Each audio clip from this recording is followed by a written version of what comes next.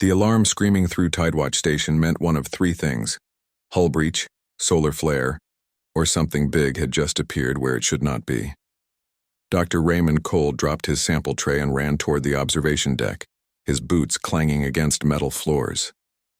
Other scientists scattered in the opposite direction, heading for emergency pods. Raymond ran toward the danger instead of away from it. That difference defined his entire career. The thing clinging to the landing platform was massive. White scales caught the light from Cerulean Deep's twin suns, creating patterns that hurt to look at directly. Wings spread across 50 meters of reinforced steel, torn membranes dripping something that hissed when it hit the deck. Security teams surrounded the creature with weapons raised, but nobody fired. The dragon had not moved since landing. It simply hung there, breathing in ragged gasps that fogged the observation windows. Raymond pushed through the crowd of personnel. Commander Patricia Reeves grabbed his arm, her grip tight enough to bruise. "Cole, stay back. We don't know if it's hostile." "Look at it," Raymond said, pulling free. "That's not an attack posture. That's exhaustion." He approached the exterior airlock controls. Behind him, Reeves cursed but did not stop him. The outer door opened with a hiss of equalizing pressure. Raymond stepped onto the platform, hands visible and empty. The dragon's head lifted slightly. Milky white eyes stared in his general direction but did not focus. The creature was blind. "Easy," Raymond said, keeping his voice low and calm. "Nobody's going to hurt you. Can you understand me?" The dragon made a sound like rocks grinding together. A translator device clipped to Raymond's belt crackled to life, converting the sound into words. "Human, need human, please." Raymond took 3 more steps forward. The dragon was young, he realized. Barely adult by dragon standards, with scales that had not yet developed the thick layering of age. Fresh scars marked her flanks where she had flown through debris fields or scraped against station walls during landing. She had pushed herself far beyond normal limits to get here. "I'm human," Raymond said. "My name is Raymond Cole. What do you need?" "My father," the dragon said through the translator. Her voice carried harmonics that the device could not quite capture. Layers of grief and desperation that needed no translation. "He's dying. Turning to stone. They say nothing can save him. But I heard stories about humans. You don't give up. Even when everyone else does, please." Raymond gestured for a medical team to approach slowly. "Tell me what happened. Start from the beginning." The dragon's name was Ashara, she explained haltingly, pausing when pain or exhaustion overwhelmed her. Her father, Thornscale, had investigated strange reports from the abyssal trenches of their homeworld. When he returned, alien barnacles covered his scales. Not dozens or hundreds, thousands, then tens of thousands, then millions spreading across his entire body like a living shell. "The healers tried everything," Ashara said. "Fire to burn them off, acid to dissolve them, cutting them away. But they grew back faster. And then my father started changing. His scales turned hard, gray like stone. The barnacles kept spreading, kept growing, and he stopped moving. Stopped speaking. The council says he's gone. They want to seal the cavern and tomb him forever. But I can hear his heart. It still beats." Raymond felt Lucy Bennett arrive beside him. His research assistant carried a medical scanner and started taking readings of the dragon without being asked. That was why Raymond trusted her. She acted instead of waiting for permission. "How can you hear his heart?" Raymond asked gently. "You're blind. I navigate by sound," Ashara explained. "By heat, by the way air moves around things. I can hear his heartbeat through the stone shell. Once every minute now. It was once every 30 seconds when I left. He's fading, and I can't save him alone. The council won't listen to me. They say I'm being foolish, that I can't accept the inevitable. But humans don't accept the inevitable. I've heard the stories. The human who climbed into a reactor to save his crew. The human who walked across a radioactive zone to deliver medicine. The humans who rebuilt their entire world after nearly destroying it. You try even when it's impossible. That's what I need. Someone who will try." Lucy looked at Raymond and nodded once. Her scanner showed stress fractures in the dragon's wings, severe dehydration and muscle damage from flying too far without rest. But nothing immediately life-threatening. Ashara had nearly killed herself getting here, but she would survive. The question was whether her father would. "Commander Reeves," Raymond called without turning around. "We need medical supplies, portable lab equipment, and a transport capable of atmospheric entry on a high-gravity world. And I need authorization to leave the station." Absolutely not, Reeves said, stepping onto the platform. Cole, we can't get involved in dragon internal affairs. The political implications alone. A sentient being is dying, Raymond interrupted. Politics can wait. How much time do we have? He directed the last question to Ashara.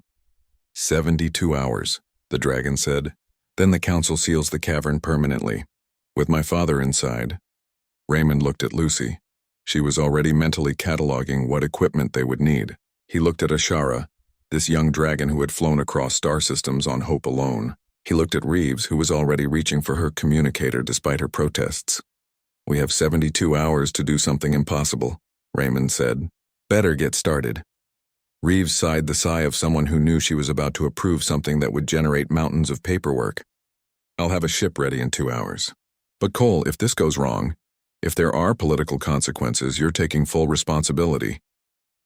Wouldn't have it any other way, Raymond said. He turned back to Ashara.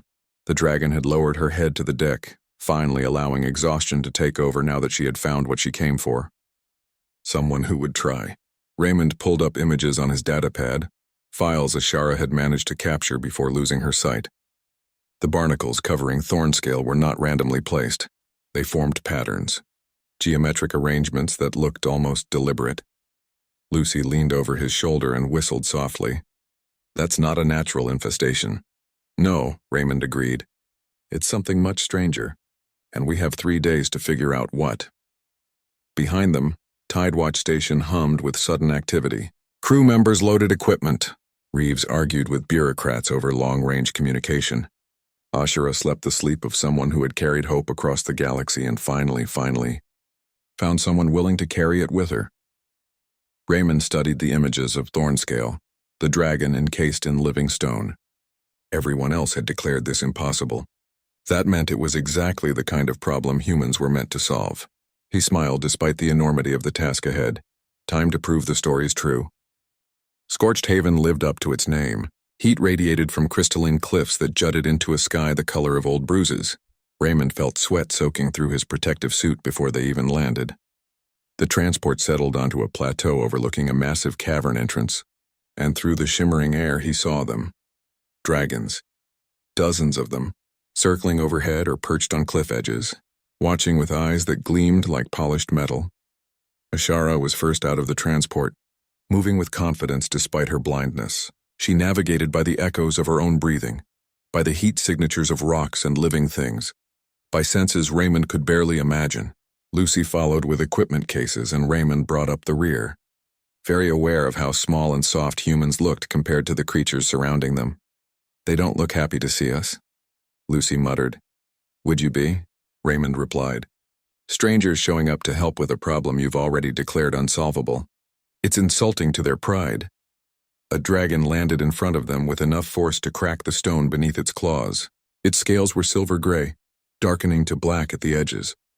Age showed in the thick layering of its hide and the scars that crisscrossed its body.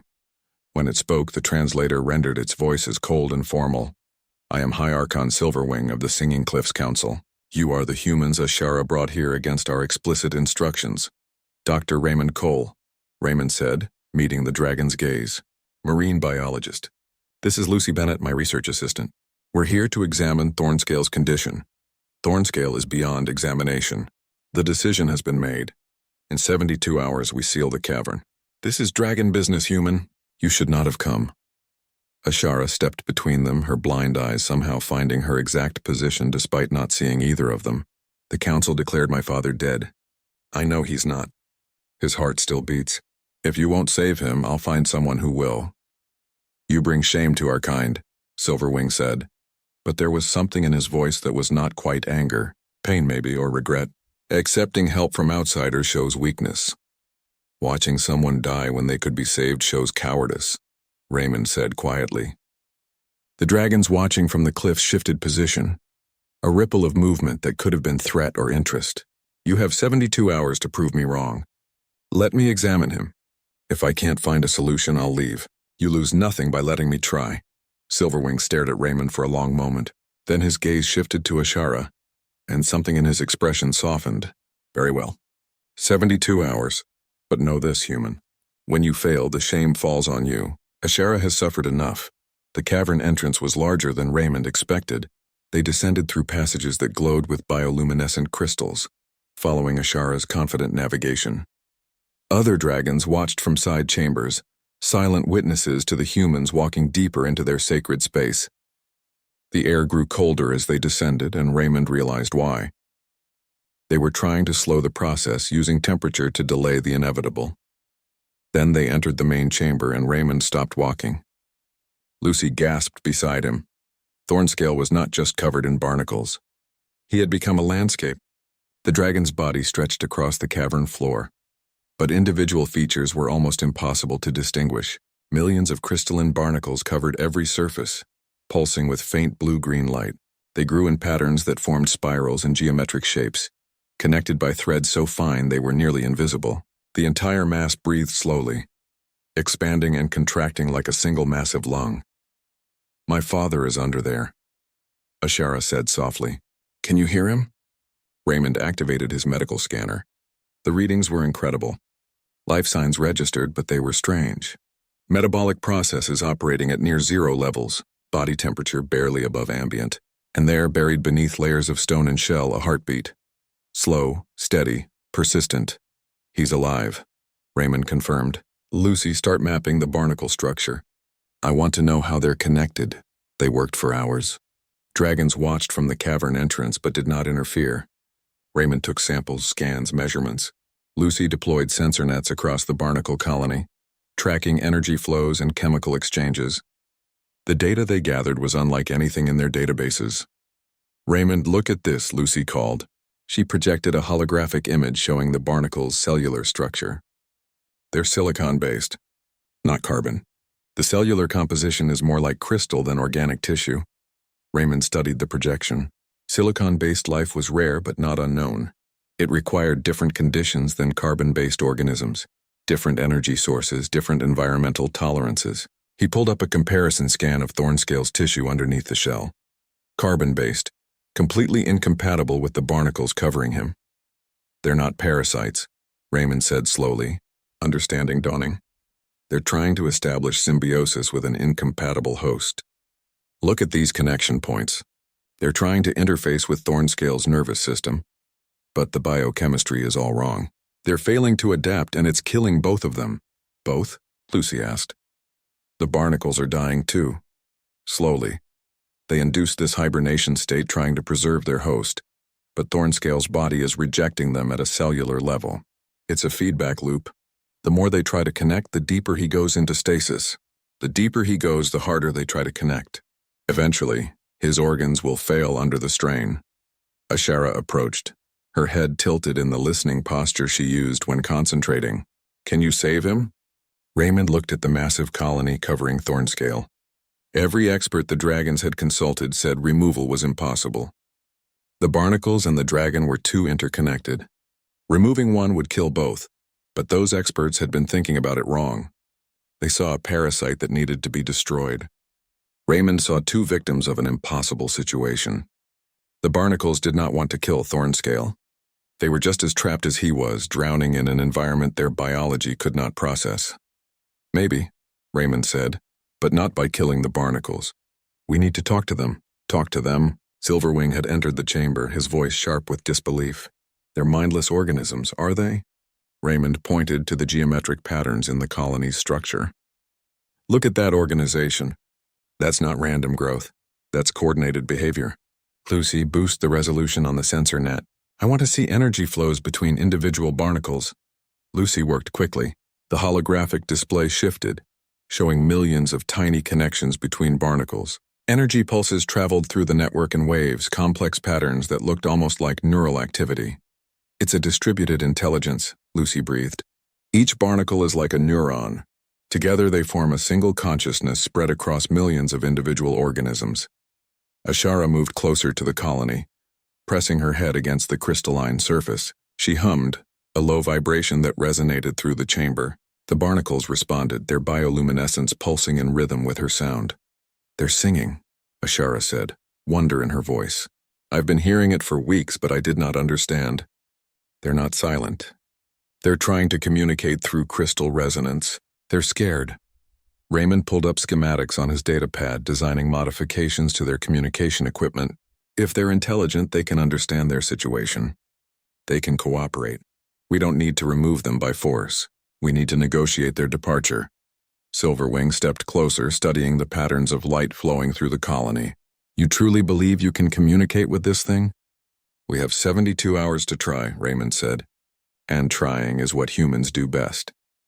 He looked at Thornscale's stone-covered form, at the millions of barnacles trapped in their own failed symbiosis, at Ashara who had crossed the galaxy on hope alone. Everyone said this was impossible. That just meant nobody had found the right approach yet. Raymond smiled and got to work.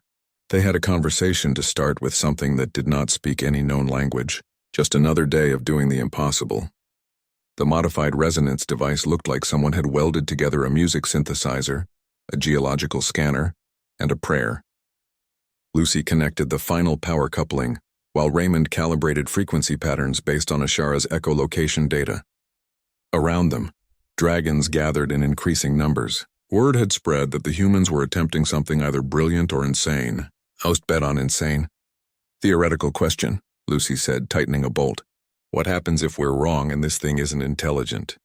What if we're trying to negotiate with the equivalent of moss? Then we're no worse off than before, Raymond replied. But look at those patterns again. Random organisms don't create geometric precision. Something is organizing this colony. Something is making decisions. Ashara stood beside Thornscale's stone-covered form, her head pressed against the crystalline surface. She had been there for hours, listening to the song only she could hear. When she spoke, her voice was soft but certain. They're afraid. I can feel it in the resonance. They know something is wrong. They know they're dying. Raymond activated the device. It hummed to life, generating vibrations that made the cavern walls ring like bells. The sound was beyond human hearing range, but Raymond felt it in his bones. The barnacles reacted immediately. Their bioluminescence flared bright, pulsing in rapid patterns that almost looked like panic. Easy, Raymond said, though he did not know if they could understand tone. We're not here to hurt you. We want to help. Can you understand me? For several seconds, nothing happened. Then the light patterns changed, slower, more deliberate. The colony was responding, modulating its own bioluminescence in a rhythm that matched the device's vibrations. They heard us, Lucy whispered. Ashara, can you interpret the resonance? Raymond asked. Tell me what they're saying. Ashara tilted her head, her blind eyes closed in concentration. Confusion. They don't understand what we are. They're asking if we're more like them or more like the big one. She meant Thornscale. They're very young, I think. Or very isolated. They don't know about other types of life. Raymond adjusted the resonance device, forming words into vibration patterns. This was more art than science, translating concepts into a language that was not truly language at all. We are different from the big one, but we want to help him. And you. You're both in danger. The colony's response came in waves of light and resonance. Ashara translated haltingly, struggling to convert alien thought patterns into words. They say they know. They came from deep places, dark places. They've been sleeping for so long they don't remember when they began.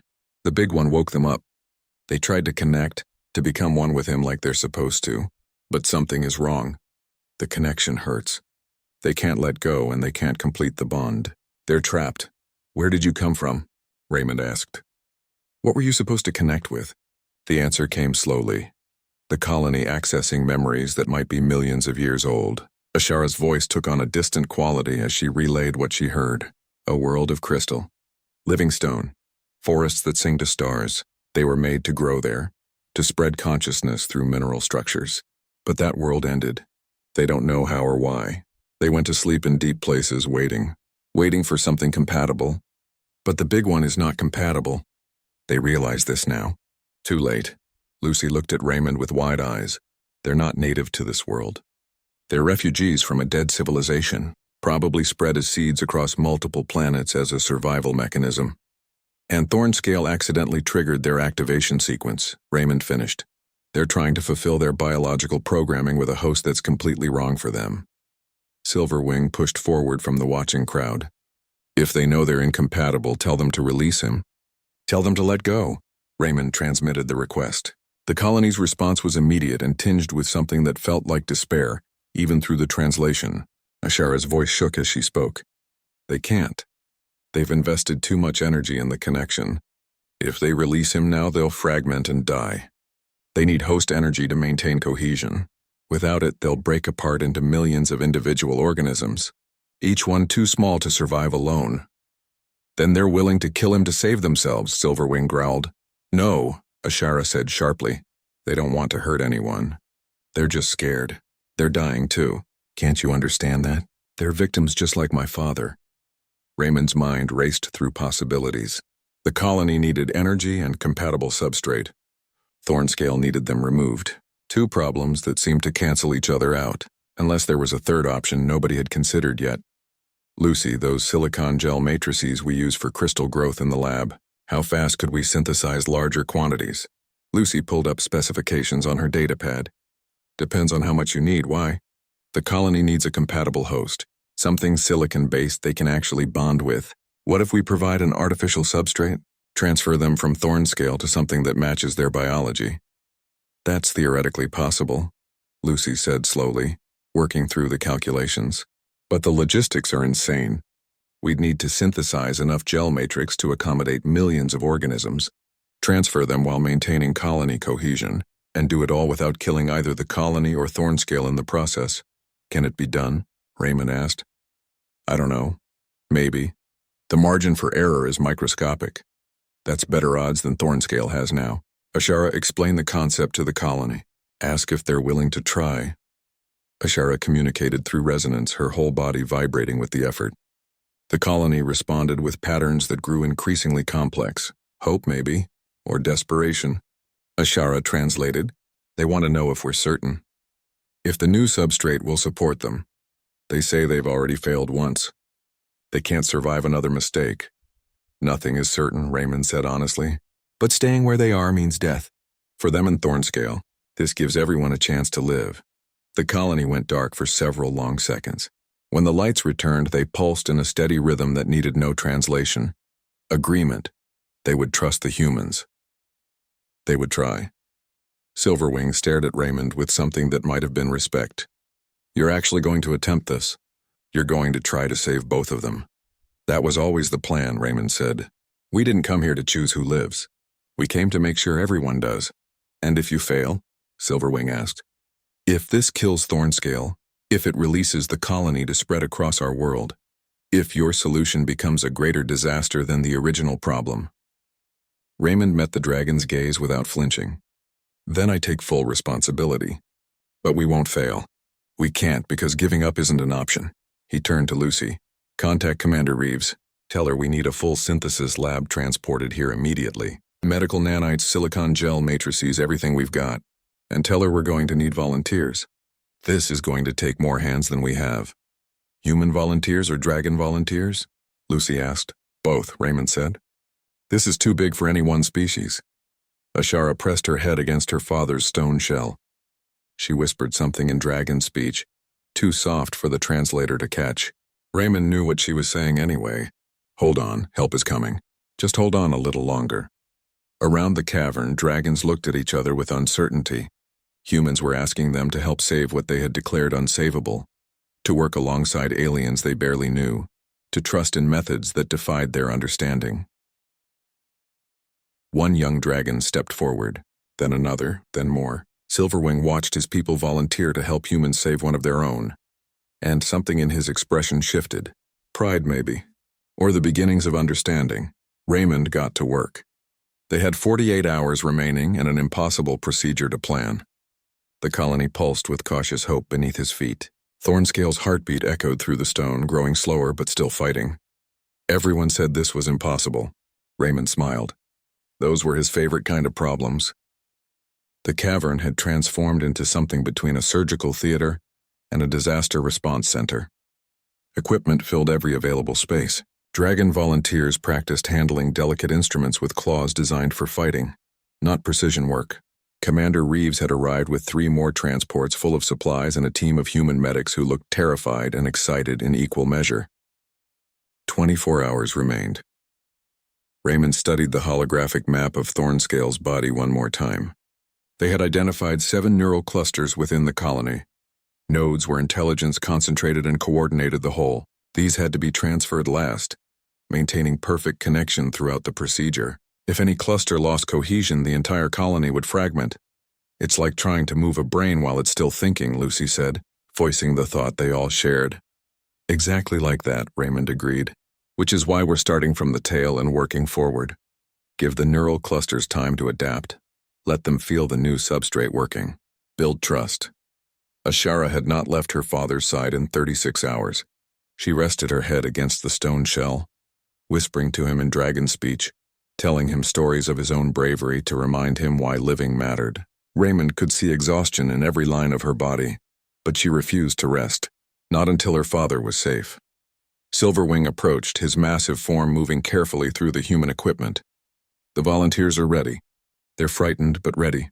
None of them truly believe this will work. Do you? Raymond asked. The dragon was quiet for a moment. I believe you will try with everything you have. For humans, perhaps that is the same thing as belief. Raymond checked his chronometer. We start in 1 hour. Is there any dragon ritual we should observe? Any prayer or ceremony? Dragons do not pray, Silverwing said. We act or we do not act. But perhaps today we learn something new. Several of the younger ones have been asking the humans about their gods. What did the humans tell them? The gods help those who help themselves. I find I like this philosophy. The hour passed too quickly. Raymond gathered everyone in a circle around Thornscale's stone-covered form. Humans and dragons together. The smallest and largest gathered for a common purpose. He looked at their faces, seeing determination mixed with fear. Everyone knows their role, Raymond said. We proceed slowly, methodically, maintaining communication with the colony at every step. If anything goes wrong, if the colony shows distress, we stop and reassess. The goal is to save everyone. Not quickly, not dramatically. Just successfully. He activated the resonance device. The colony pulsed with light, acknowledging. Ashara translated their message. They're ready. They trust you. Please don't let them die. We won't, Raymond promised, hoping desperately he could keep it. They began at Thornscale's tail, the furthest point from his heart and brain. Raymond and a dragon volunteer named Cinder worked together, carefully coaxing barnacles onto sheets of silicon gel matrix. The gel had been formulated to match the colony's chemical signature as closely as possible. When the first barnacles made contact, they flared with light. Connection established. The gel was working, but working slowly. Each barnacle had to be individually transferred, maintaining contact with its neighbors through crystalline threads finer than human hair. Break too many connections and that section of the colony would lose cohesion. Rush the process and the colony would panic. They had to maintain perfect balance between speed and caution. 2 hours into the procedure, disaster almost struck. A section of colony near Thornscale's hindquarters suddenly tried to burrow deeper into the stone shell instead of transferring to the gel. Thornscale's heart rate spiked dangerously. Alarms shrieked across medical monitors. He's waking up, Lucy shouted. If he thrashes now, we lose everything. Raymond grabbed the resonance device and sent a pulse of pure calm toward the colony. Stop, you're hurting him. You're hurting yourself. Trust the process. Trust us. Ashara pressed herself against her father's head, speaking directly to his subconscious in the subsonic rumble that dragons used for deep communication. Father, stay calm. Stay still. Help is here. I brought help. Just stay still a little longer. The frantic burrowing stopped. The colony subsided. Thornscale's heart rate stabilized. Raymond realized he had been holding his breath and forced himself to exhale. That was too close. Medical nanites, Raymond called. Lucy deployed a swarm of microscopic robots into Thornscale's bloodstream through the cleared section of tail. Their job was to keep his organs functioning, to stimulate his heart just enough to maintain circulation without bringing him fully conscious. It was a delicate balance. Too much stimulation and he would wake. Too little and his body would shut down completely. They worked through the day and into the night. Section by section, the colony transferred from dragon flesh to artificial substrate. As each area cleared, they saw Thornscale's true scales beneath. Bronze with veins of gold marked with scars that told stories of a long life. Some dragons watching from the cavern entrance wept openly. They had thought they would never see these colors again. 12 hours into the procedure, they reached Thornscale's torso. This was more complex. The barnacles had grown deeper here, interfacing with major organs and blood vessels.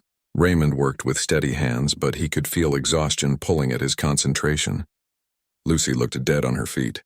The dragon volunteers were beginning to make small mistakes, their claws trembling with fatigue.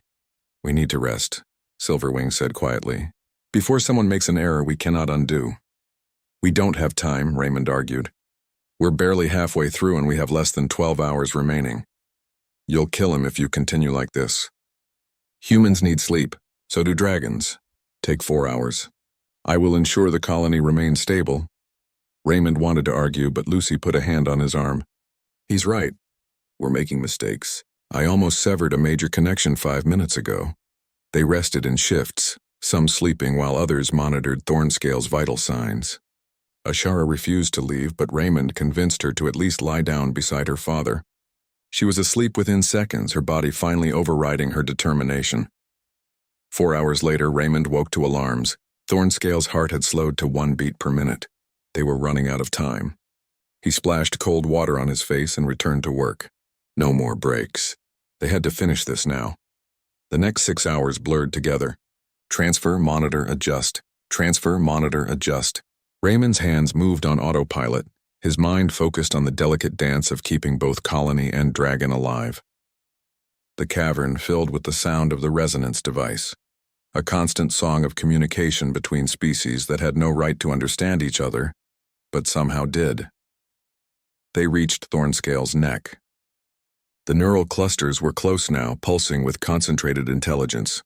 The colony knew they were approaching the critical moment. Fear rippled through the light patterns. "Almost there," Raymond whispered, as much to himself as to the colony. "Just hold together a little longer." Then they reached the head. 7 neural clusters arranged around Thornscale's skull like a crown. This was it, the moment everything either worked or failed catastrophically. Raymond looked at Lucy, at the dragon volunteers, at Ashara, who had woken and pressed herself against her father's side. "Everyone ready?" Raymond asked. "We do this simultaneously. All 7 clusters transfer at once, maintaining perfect connection between old substrate and new. On my mark," he counted down from 3. On 0, 7 pairs of hands moved in perfect coordination. The neural clusters lifted from Thornscale's scales and settled onto silicon gel matrices. For 3 terrible seconds, the colony went completely dark. No light, no resonance, nothing. Ashara cried out, a sound of pure anguish. Silverwing stepped forward, preparing to seal the cavern as promised. Raymond refused to believe they had failed. Then light blazed through the gel matrices. The colony lived. More than lived. It sang with joy, its bioluminescence painting the cavern in colors that had no names. The 7 neural clusters had reconnected. The colony was whole. And finally, on a substrate it could actually bond with. And beneath the crumbling stone shell, Thornscale drew a full breath for the first time in months. His scales shimmered, his claws flexed, his eyes remained closed, but his heart beat strong and steady, once every 10 seconds, then once every 7, faster, stronger, healing. Raymond collapsed to his knees, exhaustion and relief overwhelming him. Lucy laughed through tears. Dragon volunteers embraced each other in their traditional way, intertwining necks and humming victory songs. Ashara pressed her face against her father's, feeling his warmth, his breath, his returning strength. "Wake up," she whispered. "Please wake up. I want you to meet the ones who saved us." Thornscale's eyes opened slowly, focusing on his daughter's face. On the humans who had refused to give up. On the colony now pulsing with grateful light in its new home.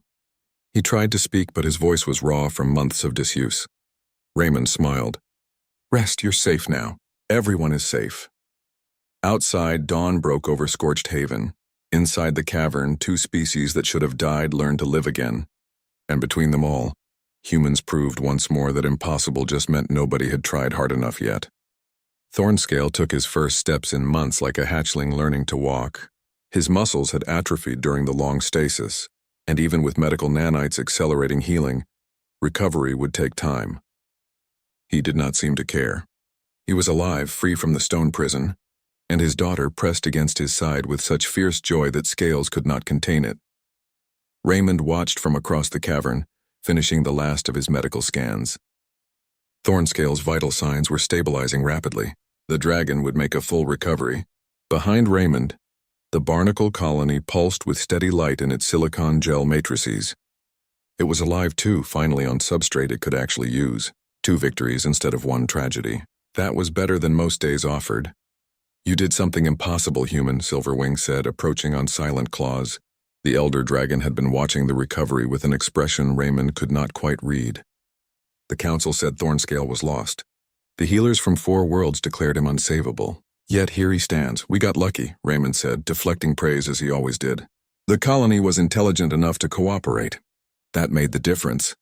Luck, Silverwing repeated, tasting the word. Is that what humans call it when they refuse to accept defeat? When they see a problem everyone else considers hopeless and decide to solve it anyway? If so, you have more luck than any species I have met. Lucy joined them, carrying data tablets full of analysis. The colony is doing better than expected. It's already starting to adapt to the gel substrate, modifying the molecular structure to better suit its needs. In a few weeks it might be self-sufficient. What happens to it then? Silverwing asked. We cannot keep a silicon-based organism in our world. It does not belong here.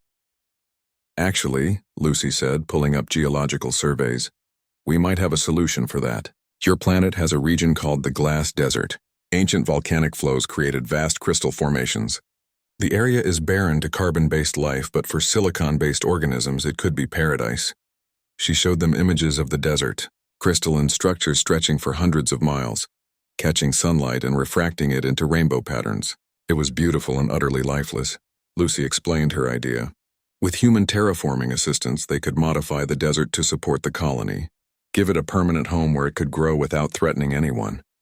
Silverwing studied the images. That region is sacred to us. Where dragons go to die to return their bodies to the stone, you ask us to share it with alien organisms. I'm asking you to save them, Raymond said. Just like we saved Thornscale. They're victims, too. They didn't choose to be incompatible with this world. They're refugees from a dead civilization, trying to survive the only way they know how. The elder dragon was quiet for a long time. Finally he spoke. You see things differently than we do. Where we see threat, you see victim. Where we see impossible problem, you see solvable puzzle. Perhaps this is why your species survives despite being so fragile. You refuse to accept the easy answer when a better one exists. Will you help them? Raymond asked. Yes, Silverwing said. The Glass Desert will become a sanctuary. We will help transport the colony and establish it there. It is the least we can do to honor what you have done for us. Across the cavern, Thornscale approached on unsteady legs. Up close he was massive, his head alone larger than Raymond's entire body. Bronze scales caught the light and eyes that had seen centuries focused on the small human who had saved his life. You are Raymond Cole, Thornscale said, his voice like thunder in enclosed spaces. My daughter crossed star systems to find you. She said humans do not give up even when all others would. I understand now what she meant. He lowered his head to Raymond's level, a gesture of respect that made several watching dragons gasp. In dragon culture, lowering one's head to another species was nearly unthinkable. It showed equality or even submission. Thornscale did not seem to care about tradition. I owe you a debt that can never be repaid, Thornscale said. You saved my life. You saved the colony that accidentally harmed me. You showed mercy to something that was slowly killing me. This is not strength as dragons understand it, but it is strength nonetheless. How can I honor this debt? Raymond glanced at Lucy, who shrugged. They had not done this expecting payment. Seeing Thornscale alive and the colony safe was reward enough, but dragon culture placed enormous weight on debts and obligations. Refusing the offer might cause offense. There is one thing, Raymond said carefully. The galaxy sees humans as dangerous, aggressive. They tolerate us because we have useful technology, but they don't trust us. Your people could change that perception. An alliance between dragons and humans based on mutual respect instead of mutual fear could show other species that humanity is capable of more than violence. Thornscale raised his head, his eyes bright with understanding. You do not want wealth or power. You want acceptance, recognition that your kind is worthy of trust. He turned to Silverwing. I propose a formal alliance. Not a treaty of convenience, but true partnership. Dragons and humans working together, our strength and their ingenuity combined. Silverwing considered this. Around the cavern, other dragons whispered among themselves.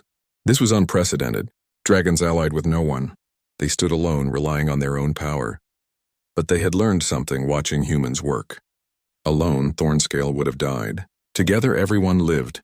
"I will bring this to the council," Silverwing said, "but I believe they will agree. You have earned this, humans. Not through conquest or threat, but through compassion. That is a rarity in the galaxy." Thornscale did something else unexpected. He pulled a scale from his chest directly over his heart. It came away with a soft sound, leaving a gap that would take months to fill. He offered it to Raymond. The scale was larger than Raymond's hand, gleaming with inner light. "In dragon culture," Thornscale explained, "we give scales only to family and those who have saved our lives. This scale is my promise. If humanity ever needs dragons, show this scale. We will come. No questions, no hesitation. This is a debt that passes through generations. My descendants will honor it long after I return to stone." Ashara stepped forward and pulled one of her own scales, though she had far fewer due to her genetic condition. "And my promise too. You gave me back my father. You believed me when no one else would.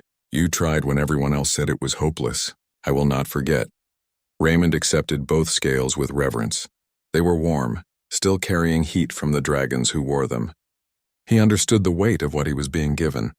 Not just personal promises, but species-level alliances forged in desperation and trust. "Thank you," Raymond said simply, because sometimes simple words carried the most meaning.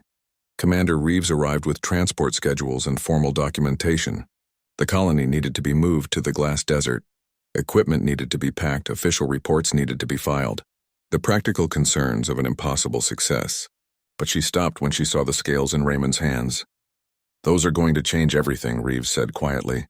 "When other species learned dragons gave humans their scales, when they understand what that means, humanity's entire position in galactic politics shifts. We're not just tolerated anymore. We're trusted. That was never the goal," Raymond protested. "I know," Reeves smiled. "That's why it worked. You weren't trying to prove anything to anyone. You were just trying to save lives. Turns out that's more impressive than any military victory could ever be." The next few days passed in a blur of activity. The colony was transported to the glass desert with careful ceremony. When they placed it on natural crystal formations, the change was immediate. The colony spread, connected with the stone, and began to sing. Not the distressed song Ashara had heard before, but something joyful, the sound of an organism finally finding home. Within hours, the colony started terraforming its environment, converting inert crystal into living structures, growing new formations that bent light in impossible ways, creating art and architecture without conscious thought, just following biological imperatives that happened to produce beauty. Lucy studied the process with wonder. It's not just surviving, it's creating an entire ecosystem. Give it a few years and this desert will be alive in ways we can't even imagine. Dragons and humans worked together, establishing monitoring stations and research facilities. The young dragons who had volunteered during the extraction procedure now asked Lucy and Raymond endless questions about human science. Several human medics expressed interest in learning dragon healing techniques. Cultural exchange was happening naturally, without formal programs or forced interaction. Thornscale recovered his strength day by day. He flew with Ashara over the singing cliffs, teaching her aerial techniques he had thought he would never share. She navigated by sound and heat, and he learned to trust her perception even though it was so different from his own sight. They were learning to see the world through each other's eyes, or ears in Ashara's case. On their last evening on Scorched Haven, Raymond stood at the edge of the glass desert watching sunset paint the crystalline formations in colors that defied description. The colony pulsed with gentle light below, singing its crystalline song to the stars above. Somewhere behind him, dragons and humans shared food and stories around campfires. Thornscale landed beside Raymond with surprising gentleness for such a large creature. "You're leaving tomorrow?" "Yes," Raymond confirmed. "Back to Tidewatch Station. We have other work waiting." "Other impossible problems to solve?" "Something like that." Thornscale was quiet for a moment, watching his world transform in ways he had never imagined possible. "Ashara wants to visit your station. She wants to learn human methods, human perspectives. I find I cannot deny her. She crossed the galaxy once to save me. I can hardly forbid her from crossing it again to learn." "She's always welcome," Raymond said. "We could use someone who experiences the universe the way she does. Different perspectives solve problems sight alone cannot." That is wisdom dragons should have understood long ago, Thornscale admitted. We prided ourselves on standing alone, needing no one. It nearly cost me everything. Perhaps it is time we learned that strength and cooperation are not opposites. Raymond smiled. Humans learned that the hard way too. Almost destroyed ourselves before figuring it out. But we did figure it out eventually. Better late than never. They stood together in companionable silence, watching the birth of something new. A silicon-based ecosystem that would grow and thrive. An alliance between species that had no reason to trust each other, except that they had worked together and succeeded. Hope built on shared effort instead of shared enemies. Tomorrow Raymond would return to his research. But tonight he watched beauty emerge from disaster and knew that sometimes the impossible just needed someone willing to try. 3 months passed like water through fingers. Raymond returned to his routine of analyzing samples and filing reports, but everything felt different now. The scales from Thornscale and Ashera hung in his laboratory, mounted in a place of honor where they caught light and reminded him that sometimes the impossible was just the difficult waiting to be solved. News of the dragon rescue had spread across civilized space faster than light speed. Communications could carry it. Requests flooded in from species Raymond had never heard of, asking for human consultation on problems their own experts had declared unsolvable. A silicon-based organism threatening a mining colony, a carbon-based species trapped in incompatible hibernation, parasitic infestations, biological incompatibilities, ecological disasters that needed solutions beyond traditional thinking. We're becoming the galaxy's emergency problem solvers, Lucy observed, sorting through the latest batch of requests. Half these situations sound impossible. Good, Raymond said. We're good at impossible. Commander Reeves had been promoted twice in 3 months. Human standing in galactic politics had shifted dramatically, not through military demonstrations or economic pressure, but because a blind dragon had asked for help and humans had refused to give up. Other species were reconsidering their assumptions about humanity. Maybe these Deathworlders were not just dangerous. Maybe they were useful. The door to Raymond's laboratory opened without warning. Ashara entered, folding her wings carefully to fit through the doorway designed for creatures much smaller than dragons. She had visited twice since the rescue, spending weeks at a time learning human research methods and teaching humans about echolocation perception. She navigated the cluttered laboratory with perfect confidence despite never having seen it with eyes. You're early, Raymond said, surprised. I wasn't expecting you until next week. The glass desert has started producing spores, Ashara explained, her excitement clear even through the translator. The colony is reproducing, creating seeds that could potentially establish new silicon-based ecosystems on other worlds. Your scientists should see this. Lucy was already pulling up data feeds from the monitoring stations on Scorched Haven. The information was extraordinary. The colony had not just adapted to the glass desert. It had thrived, growing and evolving at speeds that defied their projections. What they thought would take years had taken months. The colony was not content to simply survive. It was expanding, creating, transforming. How is your father? Raymond asked. Stronger every day, Ashara said, and there was deep contentment in her voice. He says he feels younger than he has in centuries. The long stasis forced his body to heal old injuries he'd forgotten about. He jokes that I should cover him in barnacles more often. That's terrible dragon humor, Lucy said, grinning. Humans have no room to criticize anyone's humor, Ashara replied, but her tone was warm. She had learned to banter with humans, to understand the teasing that built friendships instead of causing offense. A priority message interrupted their conversation. Commander Reeves appeared on the communication screen, her expression serious. Cole, we have a situation. There's been contact from a species called the Viridian Collective. They're requesting human assistance with what they describe as a catastrophic biological crisis. Details are classified, but they specifically asked for you and your team. Why specifically us? Raymond asked. Because you saved a dragon and a colony everyone else declared dead. They think if anyone can help them, it's the humans who don't know when to quit. Raymond looked at Lucy, then at Ashara. What do you think? I think impossible problems are what you do best, Ashara said. And I think I should come with you. You might need someone who sees the world differently than you do. Absolutely not, Commander Reeves said immediately.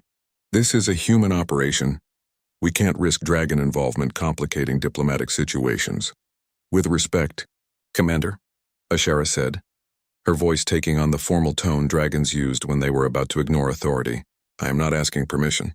Raymond and Lucy saved my father by refusing to accept conventional wisdom. They succeeded because they welcomed different perspectives. I offer that perspective.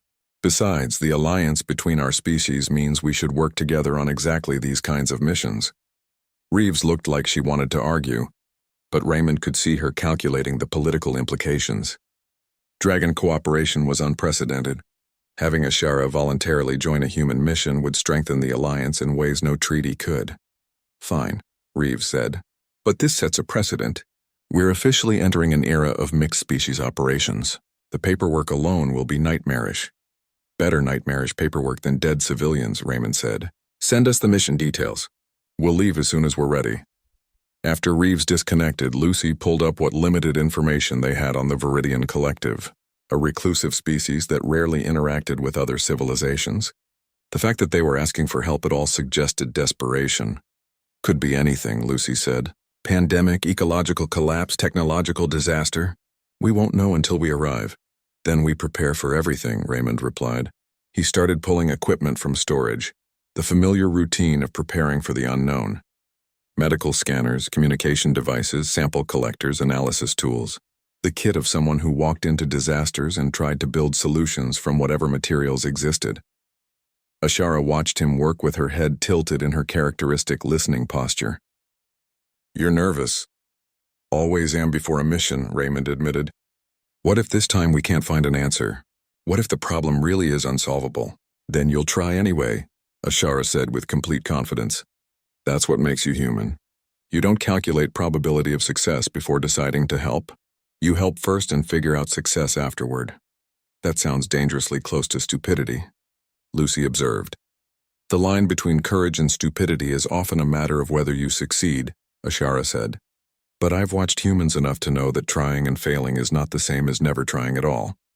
You'll figure something out. You always do, Raymond hoped she was right. He packed the last of the equipment and sealed the cases. Another impossible problem waited somewhere in the galaxy. Another species that had exhausted all conventional options and turned to humans in desperation. No pressure.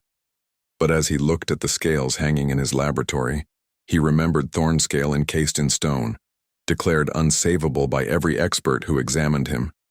He remembered the Barnacle colony trapped in dying symbiosis, considered an enemy to be destroyed rather than a victim to be saved.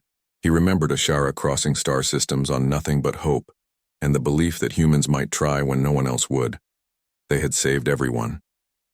Not through superior technology or overwhelming force, but through refusing to accept that anyone had to die, through seeing problems from different angles until a solution emerged, through cooperation between species that should have had nothing in common. Maybe that was humanity's real strength. Not the ability to survive harsh death worlds or build impressive technology, but the stubborn, perhaps foolish refusal to give up on anyone or anything while options still existed. The transport arrived to carry them to the Viridian Collective's territory. Raymond, Lucy, and Ashara boarded together, an interspecies team heading toward another catastrophe that needed solving.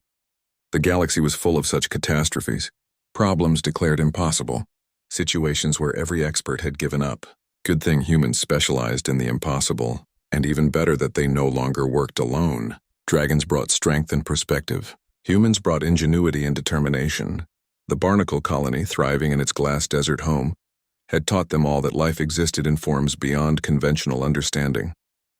Together they made a team that could tackle problems none could solve individually. The transport lifted off from Tidewatch Station, accelerating toward whatever crisis awaited. Raymond settled into his seat and pulled up preliminary data on the Viridian Collective. Lucy prepared equipment manifests. Ashara hummed softly to herself, using echolocation to map the transport's interior dimensions. Somewhere ahead, people needed help. That was all Raymond needed to know. The details could wait. The impossibility of the situation did not matter. Someone had asked for help, and humans did not know how to say no to that request. He smiled and closed his eyes, resting before the chaos began. Impossible problems made the best stories. They also made the best reasons to keep trying. The galaxy was full of species with superior technology, greater strength, longer lifespans and more advanced civilizations. But humanity was carving out its place not through conquest or domination, but through something simpler and somehow more powerful. They cared. They tried. They refused to accept that anyone was beyond saving. In the end, maybe that was enough. Maybe that was more than enough. Maybe that was everything that mattered. The transport jumped to faster than light travel, carrying an impossible team toward an impossible problem. Behind them, Scorched Haven's glass desert sang with silicon life that should not exist. Thornscale flew with his daughter, both alive when they should be dead. The Barnacle colony created beauty from what had been barren wasteland, proof that impossible was just another word for not yet accomplished. Raymond opened his eyes and got back to work.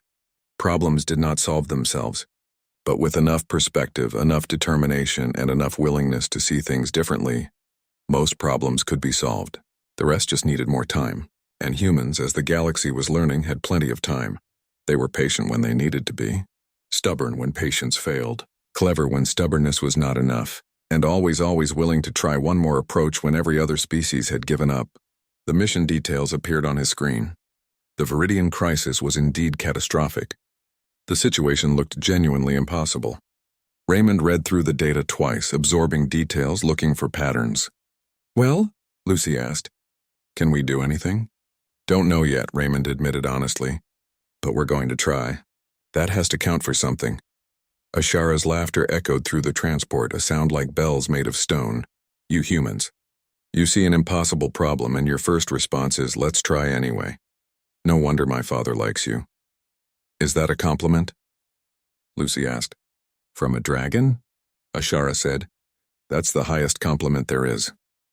The transport hurtled through the spaces between stars, carrying hope in the form of a stubborn human biologist, his equally stubborn assistant, and a blind dragon who had learned that sometimes not seeing clearly meant seeing more than anyone else. Together they would face whatever waited at their destination. Together they would try to save whoever needed saving. Because that was what they did. That was what defined them. Not their species, not their differences, but their shared refusal to give up while any chance of success remained. The universe was vast and full of dangers, but it was also full of humans willing to face those dangers for no better reason than someone asked for help. That had to mean something. Raymond believed it meant everything. Outside the viewport, stars streaked past in patterns that were almost like dragon scales catching light. Almost like crystal singing to itself in the dark. Almost like hope taking physical form and stretching across the galaxy. Almost, but not quite. Reality was always stranger and more wonderful than metaphor could capture. Raymond understood that now. He had learned it from dragons and barnacles, from impossible rescues and unlikely alliances. The universe was not about humans standing alone against the darkness. It was about everyone standing together, combining strengths, sharing perspectives, building solutions that no single species could achieve alone. And if that was not impossible enough, nothing was. Raymond smiled and prepared for landing. Another day, another catastrophe, another chance to prove that giving up was never an option.